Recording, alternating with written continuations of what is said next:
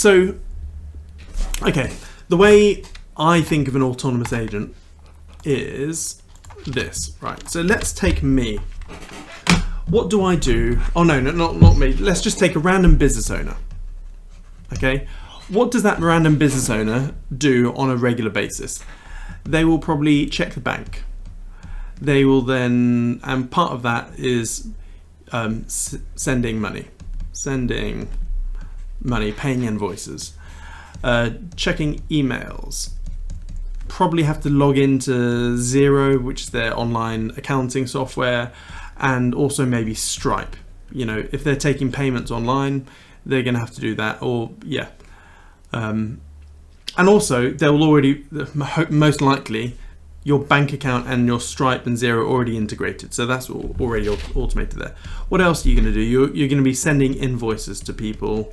Invoices. You're going to be doing prospecting, so you're going to be doing inbound, outbound, emails, calls, whatever. You're going to be monitoring metrics. So your business will have its own particular metrics, which you should, like with any business metric, there's going to be overarching big business metrics, and then every business will have its own, you know, specific metrics. You know, so like Colombian David, he's a awesome marketer, so he'll have all sorts of metrics up the yin yang, from CPA, CPL, CTR, all that sort of stuff. And I think most businesses should. You know, for many years, when I was trying to grow RT, I haven't done any RT marketing in like 4 years, but I used to just, the main metric for us was how many Pop-Tart books can I send out, because I knew that, you know, for every 500 Pop-Tart books I'd send out, an amount of people that would turn into members, and I was like, so that was our main sort of leading metric.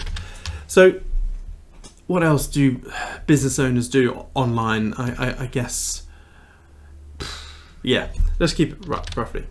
So if I was to emulate my online work activity, and let's just say it's that, you could, you know, if you take this sort of stuff, you could literally break it down into, okay, what do you actually do there? You have to sort of read the invoice.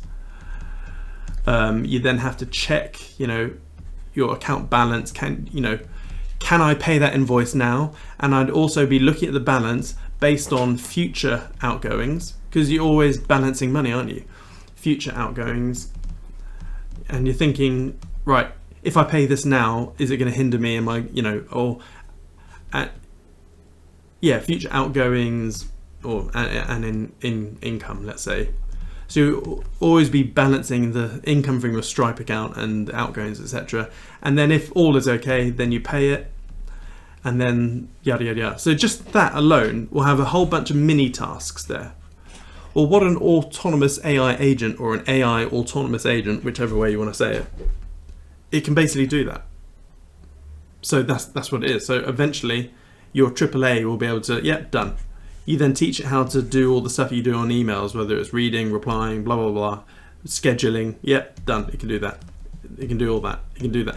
So before you know it, you can literally duplicate yourself in your own business with a AAA. You don't need a bipedal robot to sit at a desk and do all the stuff on the computer. The bipedal robots will be doing all the physical stuff. But before the bipedal robots get really good, I think AAAs are going to be even very, very helpful to us. So what was the question? So Alan says, I'm trying to wrap my head around what Fetch does. The merger has it marked like it's a Tau competitor, but I don't think it's as robust. So I'm not following Fetch. I probably should, because it is an AI coin. The last time I checked, like Harry confirmed, it was they call them double agents, or digital doubles, or something like that.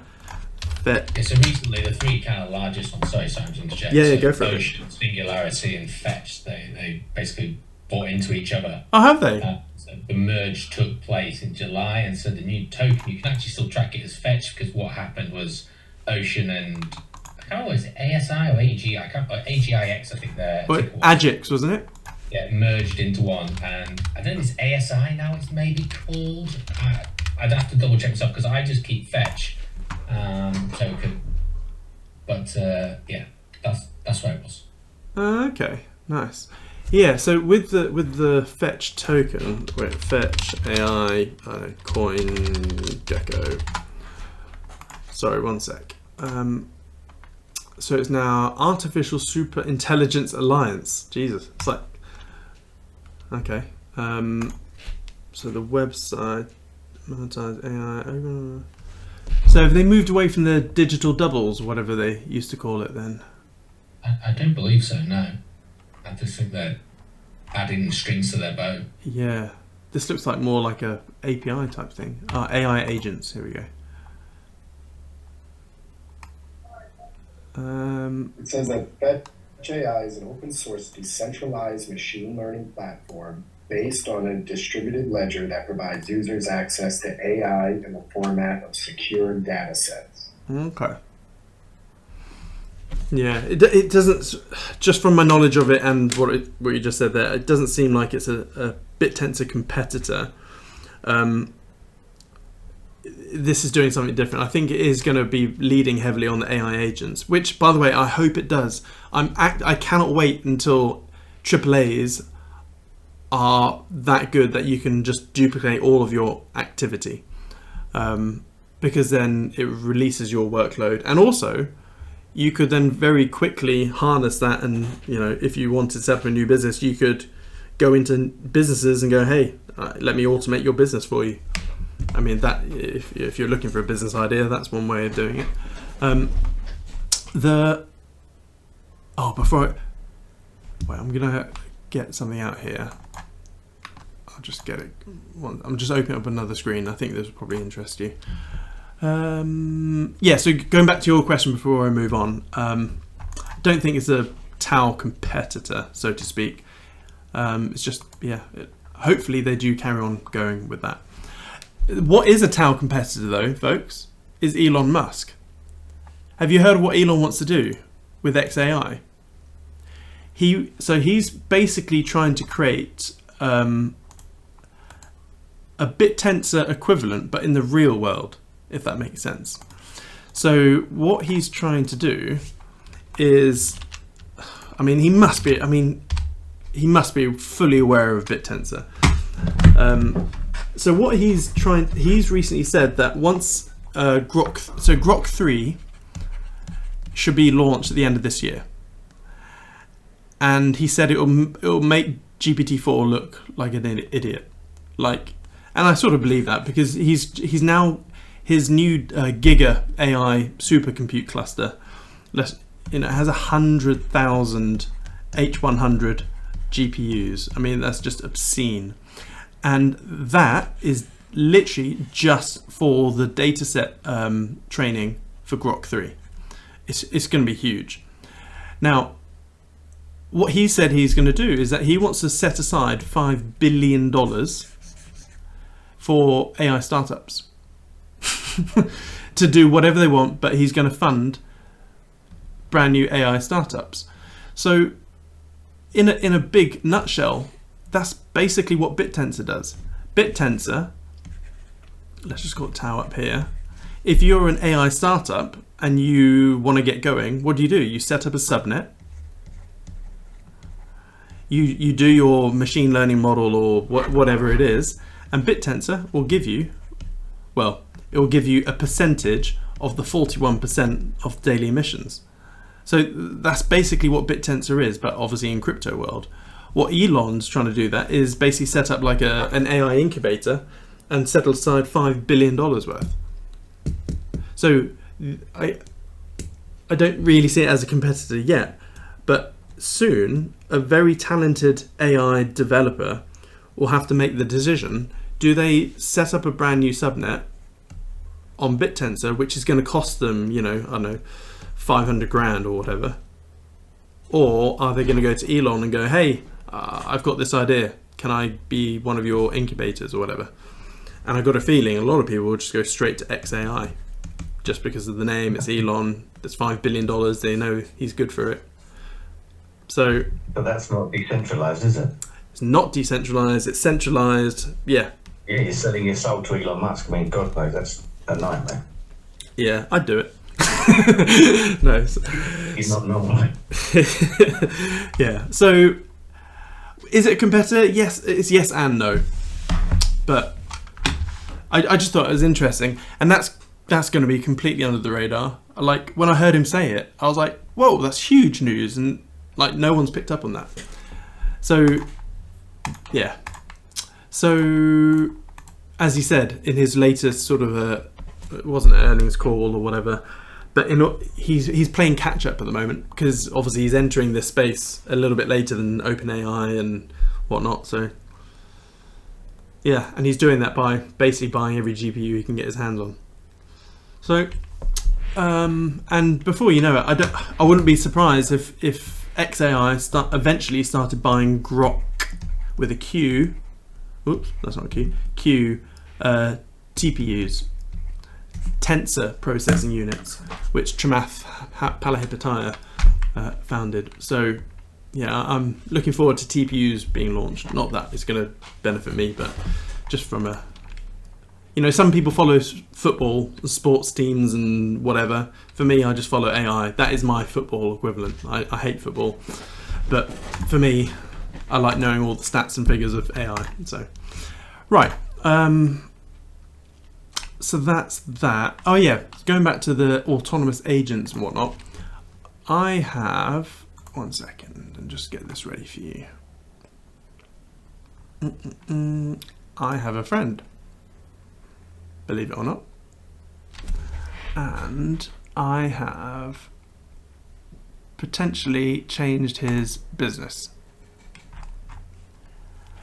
So I'll take screenshots of this. So,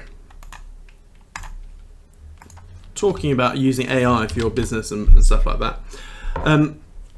I have a friend who takes thermal imaging of factories.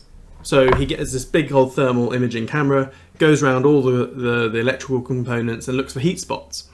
And then after taking loads of these thermal photographs, he then has to write a report on each photograph.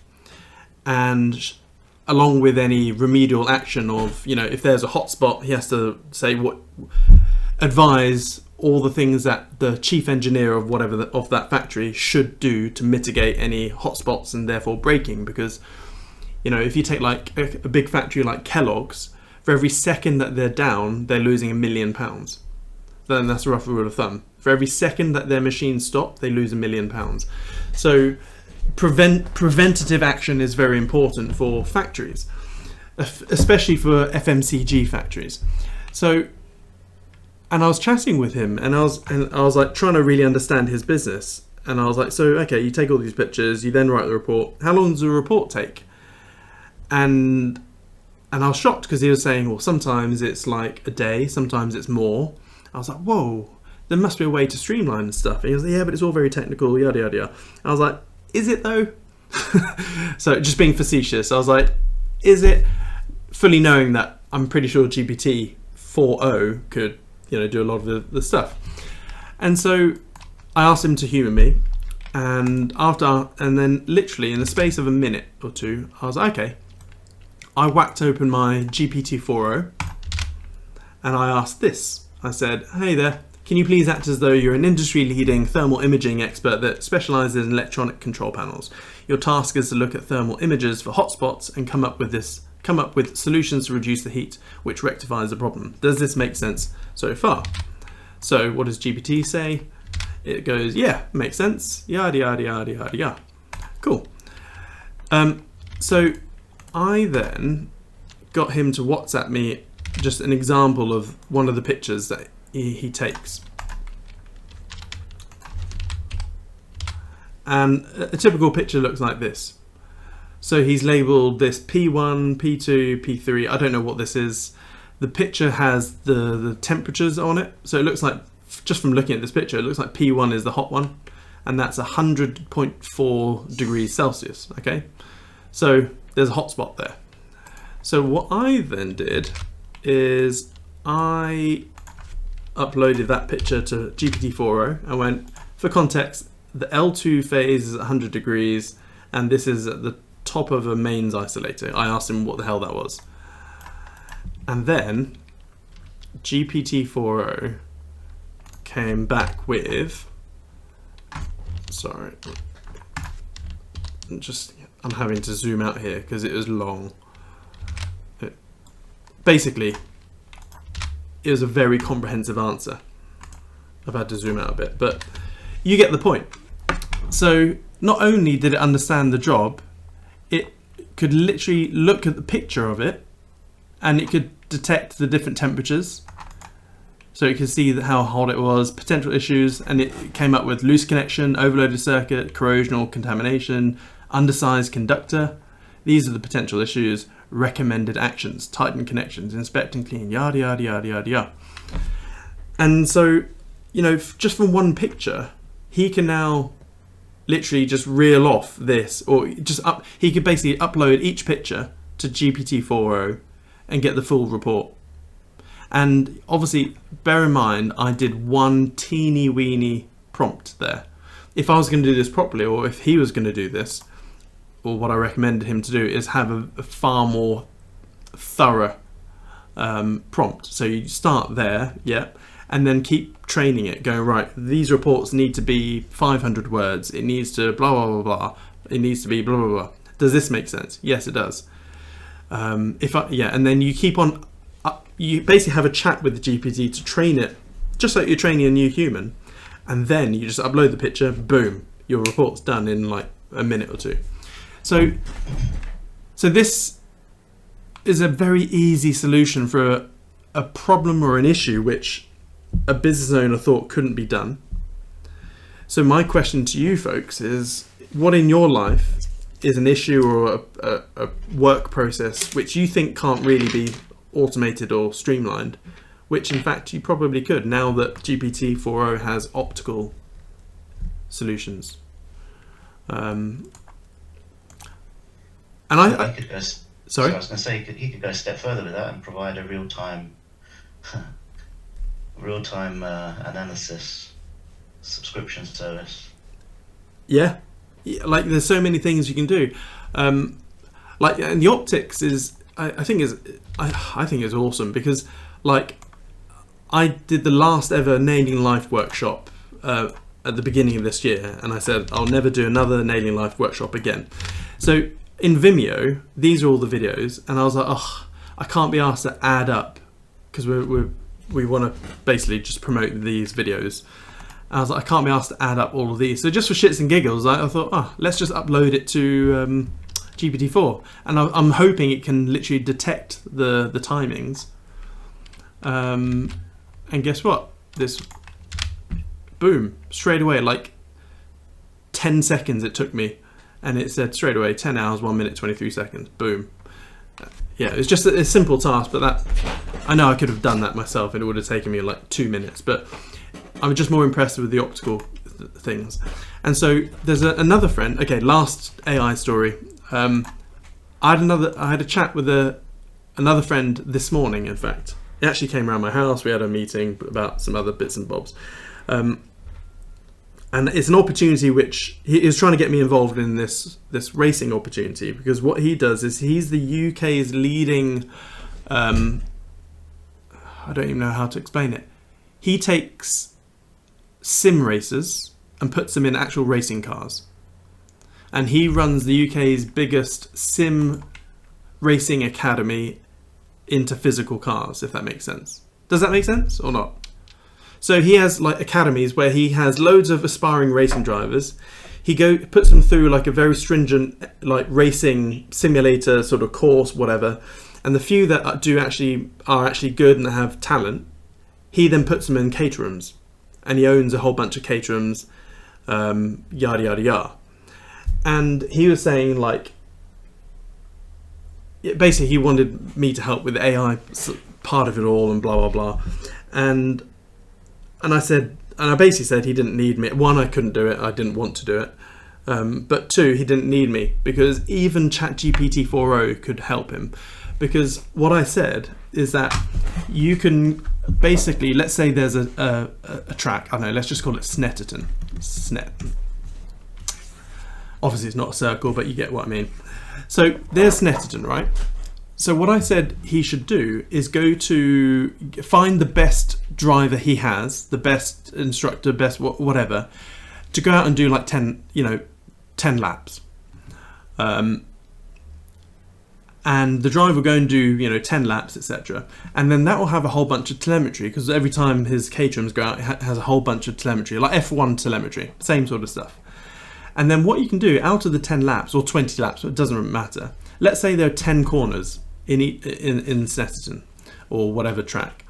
What you can do out of the 10 or 20 laps, you can basically find the best speed or the best time of each corner. So then you have basically telemetry of all the 10 corners with the best times, and therefore the best telemetry for each corner. So in corner 2, let's say he broke for this amount, then there was a pause, he feathered the throttle for a bit, and then went flat out throttle. And then, for the next corner it was a bit like this. So once you have that data, whether it's in a CSV spreadsheet, whether it's a picture, it could be, red line, black line, blue line, whatever, for braking, feathering, and I don't know, full throttle, like whatever the format may be, he could literally just train up ChatGPT 4.0, train it up with the necessary prompts, so that when a student driver does a bunch of laps, you can simply upload that data, whether it's a picture or a PDF, to 4.0 and go, hey, this is a student driver. Where can he improve? How can he improve? Please give remedial actions for every corner. Boom. So at the moment, he's paying lots of racing driver instructors to give the feedback, analyze that, or he does it himself actually. He analyzes the telemetry of each lap. He then trains, go, oh, you need to do this on lap, this corner, that corner. So this morning, I basically showed him how he can literally just do this himself. And speed things up a lot. And then, anyway.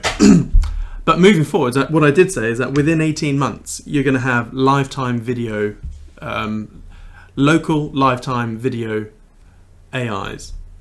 And what I meant by that is that you can have an AI that has, you can put, let's say for his racing cars, you could put a camera like a GoPro on the helmet of the driver.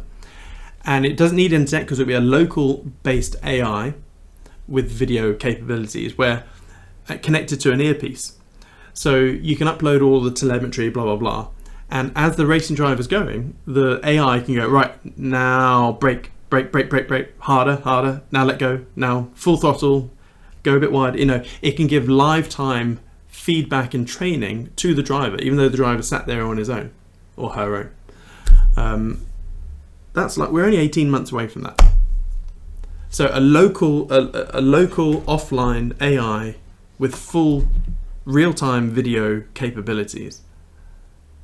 So this is why I struggle to sleep at night these days, because you see of what's very likely to happen in the very near future, like 18 months away, and then okay, so for the next week, just imagine all the different things that you could potentially do with that sort of technology.